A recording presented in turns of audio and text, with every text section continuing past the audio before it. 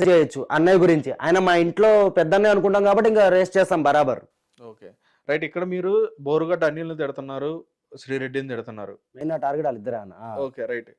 ఇక్కడ రోజా గారిని కూడా మీరు తిట్టడం జరుగుతుంది. అదే విధంగా కొడాలి నాని గారు వచ్చేటప్పటికి ఆయన కూడా తిట్టడం జరుగుతుంది. అంబటి రాంబాబు గారిని కూడా తిట్టడం జరుగుతుంది. మరి వీళ్ళందరూ కూడా ఆ పార్టీకి సంబంధించిన నాయకులే కాబట్టి మరి వాళ్ళని అలా అనడం కరెక్టేనా మీ పాయింట్ ఆఫ్ వ్యూలో?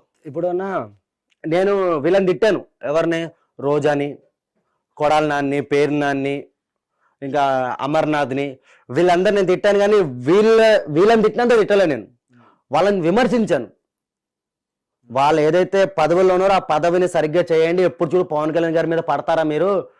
నేను అంటే వీళ్ళు ప్రెస్ మీట్ పెట్టినప్పుడల్లా పవన్ కళ్యాణ్ గారు బ్రో సినిమాకి తీసుకొచ్చేసి బ్రో సినిమా గురించి మాట్లాడతాడు, భీమా నాయక్ సినిమా గురించి మాట్లాడతాడు. అంటే పవన్ కళ్యాణ్ గారి సినిమాని చూస్తేనే వీళ్ళకి ప్యాంట్లు తడిచిపోతున్నాయి. ఆ టైంలోనే ఆయన సినిమాలు ఆపడము. ఇప్పుడు అంబటి రాంబాబు గారు మొన్న ఏదో మాట్లాడుతున్నారన్న, పుష్ప సినిమాని ఎవడు ఆపుతాడో చూస్తాము. అసలు నాకు అదే అర్థం కావట్లేదు. ఇప్పుడు ప్రభుత్వం వచ్చి ఒక 4 నెలలు అవుతుంది కన్నా, 4 నెలల నుంచి ఎన్నో చిత్రాలు వచ్చినాయి, ఎన్నో మంచి మంచి సినిమాలు వచ్చినాయి, అన్ని బాగానే నడిచినాయి. ఒక్క లొల్లు అవ్వలేదు, ఏం అవ్వలేదు. గత ప్రభుత్వంలో వీళ్ళ వైసీపీ ప్రభుత్వంలో చిరంజీవి గారిని, మహేష్ బాబు గారిని, ప్రభాస్ అన్న మొత్తం టాలీవుడ్ ఇండస్ట్రీ మొత్తం పెద్దలందరినీ ఆయన కాళ్ళ దగ్గర పిలుచుకుని, సార్ ప్లీజ్ మీరు తల్లి లాంటి వాళ్ళు, వీళ్ళు చేసిరు ఇదంతా. పవన్ కళ్యాణ్ గారు సినిమా వస్తే రేట్లు తగ్గించడం, బెనిఫిట్ షోలు ఆపేయడం, సినిమాలో పెద్ద పెద్ద హీరోల సినిమాలు వస్తే రేట్లు తగ్గించేయడం వీళ్ళు చేశారు. మాది బాగానే ఉంది. ఇప్పుడు మనోడు అంటుండే అసలు పుష్ప సినిమాకి అంటే ఇదేంటంటే అన్న, ఈ వైసీపీ వాళ్ళు కంకణం కట్టుకున్నారు. అల్లు అర్జున్ మా అల్లు ఫ్యామిలీకి మెగా ఫ్యామిలీకి లొల్లులు పెడుతున్నారు. ఇక్కడ అల్లు ఫ్యామిలీ లేదు, మెగా ఫ్యామిలీ లేదు, మొత్తం ఒకటే. మెగాస్టార్ చిరంజీవి గారి అభిమానులమే మేమందరం, మేమంతా ఒకటే. వీళ్ళు ఏంటంటే కావాలని చెప్పి ఎలాగైనా లొల్లులు పెడుతున్నారు. అంటే ఏదో ఒకటి కావాలి వీళ్ళకి, వాళ్ళ న్యూస్ ఛానల్ వేసుకోవడానికి ఏదో ఒకటి డైలీ ఒకటి కావాలి. ఈ కంటెంట్ మాట్లాడు నువ్వు. అంబటి రాంబాబు అంటున్న సినిమా ఆపలేదు, ఎవడాపాడన్న సినిమా? పవన్ కళ్యాణ్ గారు చెప్పారేంటి, పుష్ప సినిమా ఏపీలో నడవద్దు అని ఆయన స్టేట్మెంట్ ఇచ్చిండా? లేదు కదా. సినిమా రిలీజ్ సెన్సార్ బోర్డు కూడా వచ్చేసింది. ఇదంతా ఏంటంటేనా తప్పుడు ప్రచారాలు మా మీద. ఇప్పుడు మెగా ఫ్యామిలీ మీద తప్పుడు నిందలు వేయడానికి మేము ఒకటే చెప్తున్నామన్నా. వాళ్ళు ఎన్ని స్కెచ్లు వేసినా కూడా మేమంతా ఒకటే. పుష్ప నడుస్తుంది, గేమ్ చేంజర్ నడుస్తుంది, ఓజీ నడుస్తుంది, అన్ని సినిమాలు నడుస్తాయి మంచిగా. ఇప్పుడు ఈ 30 సంవత్సరాలు ఇంకా చూసుకోవద్దన్న, సినిమాలకి నో డౌట్ అంతా మంచిగా నడుస్తుంది. మళ్ళీ ఎప్పుడైనా ఫ్యూచర్ లో వైసీపీ వచ్చింది అనుకో, సినిమాల పని కథం అంతే మళ్ళీ. Okay, right.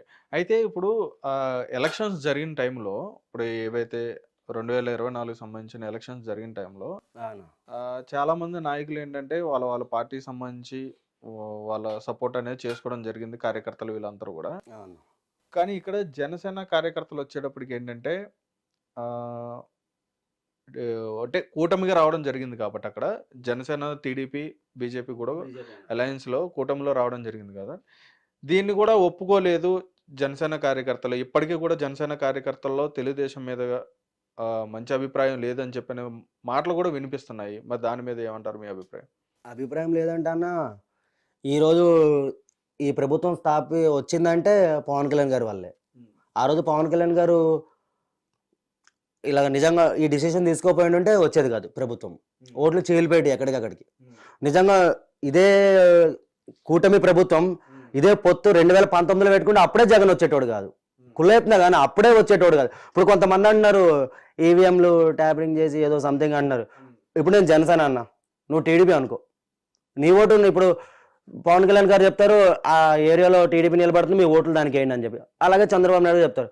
ఇక్కడ ఓట్లు ఎక్కడ చీలి అన్న, అంతా బాగానే ఉంది. ఇక్కడ వాళ్ళు ఏంది, ఇప్పుడు వైసీపీకి వెళ్ళింది ఒక ఓటు, ఇక్కడ 2 ఓట్లు దీనికి పడినాయి కదన్నా. వాళ్ళు ఏంటంటే అన్న దిమాక్ లేని వాళ్ళు అన్న. ఇక్కడ కూడా వాళ్ళు ఒప్పుకోవట్లేదు. ఇప్పుడు కూడా మేమంట మోసం చేసి గెలిచినామంట. సరే అనుకోండి, మోసం చేసి గెలిచినాం అనుకోండి, ఏదైతే ఏముంది మంచి చేస్తున్నాం చాలంతే. వాళ్ళు ఏమన్నా అనుకోని, కుక్కలు మరుగుతే పట్టించుకోం మేము. అందుకే వాళ్ళకి పేటీఎం కుక్కలు అని చెప్పి ఒకటి మేమే ఇచ్చినాం బిరుదు, పేటీఎం కుక్కలు. వాళ్ళు మరుగుతూనే ఉంటారు. ఇప్పుడు కూడా నేను మామూలుగా వీడియోలు చేసినా కూడా వచ్చి మా అమ్మలని మా అక్కలని తిడుతారు. అక్కడ అర్థమైపోయింది వాళ్ళకి. ప్రతి ఒక్క కామెంట్కి 5 రూపాయలు పడతాయి వాళ్ళకి. దానికి ఒకడు ఉన్నాడులే అన్న, భార్గవ్ అని చెప్పి, ఆడు అదాపాతాలని వెళ్ళిపోయాడు మొత్తం. సజ్జల భార్గవ్ తెలుసుగా అన్న, అదాపాతాలని వెళ్ళిపోయాడు. వాడితో ఫోటో దిగిన వాళ్ళే నన్ను ట్రోల్ చేశారు, నా ఫ్యామిలీని. వాడే అన్న మెయిన్ లీడర్ అందరికి.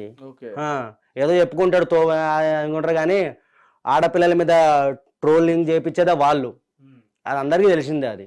ఓకే. మా జనసేన పార్టీ సోషల్ మీడియా అయితే ఏ రోజు ఎవరిని ట్రోల్ చేయలేదు. ఇప్పుడు ట్రోలింగ్స్ అంటే ఇప్పుడు ఈ మాధురి ఎవరు ఉన్నారు కానీ దువ్వాడ మాధురి ఎవరు ఆమె మీద ట్రోల్స్ జనసేన వాళ్ళు చేస్తున్నారు అది అంతా చేసేది వైసీపీ వాళ్ళే.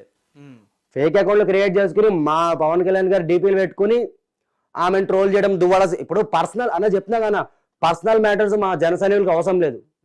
మేము ఎలాగైతే ఇప్పుడు పవన్ కళ్యాణ్ గారు పర్సనల్ మ్యాటర్ మాకు అవసరం, ఎవడు పర్సనల్ వాడిది, మేము పర్సనల్ చూడము. ఇప్పుడు దువ్వాడ సీను ఉన్నాడు కానీ పవన్ కళ్యాణ్ గారిని ఏదో అమ్మని తిట్టిండు, నాకౌట్ చేస్తా అది ఇది అన్నాడు. అది కరెక్టా అన్న? అమ్మని తిట్టిండు, ఇప్పుడు నేను తిడితే ఎట్లా ఉంటుంది? కానీ వాడిని కూడా వదలమన్నా, వాడికి ఉంది. అందరూ కొంతమంది ఇప్పుడు నారా లోకేష్ గారు రెడ్ బుక్ ఎలా రాసుకుని పెట్టుకున్నారో మా లిస్టులో కొంతమందిని మా కళ్యాణ్ గారిని పర్సనల్గా టార్గెట్ చేసిన ప్రతి ఒక్క నా కొడుకుని మేము పెట్టుకున్నాం. ఇప్పుడు వాళ్ళు తప్పులు తెలుసుకుని సైలెంట్ అయిపోతే ఓకే, మంచిది. లేదు మేము ఇలాగే ఉంటాం, మేము ఇలాగే బిహేవ్ చేస్తామంటే మేము కూడా ఇట్లానే ఉంటాం, మేమేం మారం. ఎందుకు మారుతారని?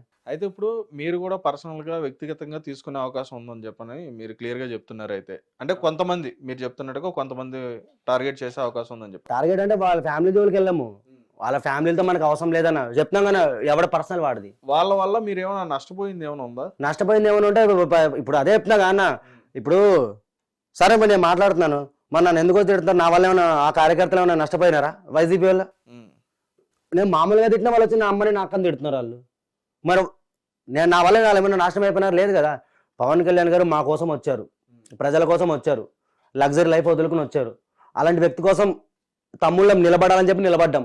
ఈ యుద్ధంలో ఏదైతే అదే ఉందన్న, ఎప్పుడైనా పోయేదాన్న, ఏమైనా లైఫ్కి ఏమైనా గ్యారంటీ ఉందా అన్న? ఎప్పుడైనా పోతాం మనం. అదేదో కళ్యాణ్ గారి కోసం ఒక మంచి కష్టపడి ఆయనని సీఎం స్థాయిలో కూర్చోపెట్టాలని మాది గోల్. ఈసారి మిస్ అయిపోయింది. 2029లో ఖచ్చితంగా కూర్చోబెడతాం ఆయనని 100% అన్న, నో డౌట్. అసలు చెప్పాలంటే అన్న 2029లో సింగిల్గా పోటీ చేస్తే ఇంకా హ్యాపీ నేను. పవన్ కళ్యాణ్ గారు ఈ పొత్తు పెట్టుకోకుండా, ఈ గొడవలు పడకుండా పొత్తు పెట్టుకోకుండా సింగిల్గా పోటీ చేసేది ఇంకా బాగుంటుంది. అలాగైతే మరి సీఎం అవుతారు. మళ్ళీ పొత్తు అంటే మళ్ళీ వాళ్ళకి మాకు మనస్తాపాలు అంటారు కానీ అది వచ్చేసి మాకు దిమాగ్ ఖరాబ్ అయిపోతుంది మళ్ళీ. కాదు ఇప్పుడు